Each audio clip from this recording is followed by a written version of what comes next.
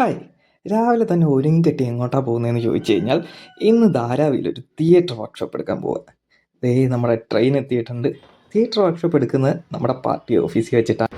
कैसे होगा? बाबू, वो। मम्मी अरे स्कूल 15 तारीख को स्कूल चालू है। मैं जा रहा हूँ खेलने। छुट्टी कल स्कूल की छुट्टी नहीं है ना? नहीं, अब तो स्कूल खुल गई, अब तो छुट्टी नहीं होने वाली है। चलो मम्मी प्रिंसिपल से पूछते हैं। हाँ। कल स्कूल की छुट्टी क्या? हाँ? कल स्कूल की छुट्टी है ना? कल से छुट्टी खत्म हो गया। अभी होमवर्क भी करना पड़ेगा। ഈ കാണുന്നത് നമ്മൾ അവരെ കൊണ്ട് കുറച്ച് എക്സസൈസ് ഒക്കെ ചെയ്യിപ്പിക്കുന്നതാണ് തിയേറ്റർ.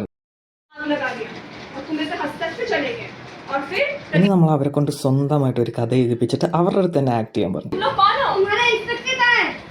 मेरे बाजू में बैठा। सिपाही हो, इसको पकड़ो, चलो बादशाह के पास लेके।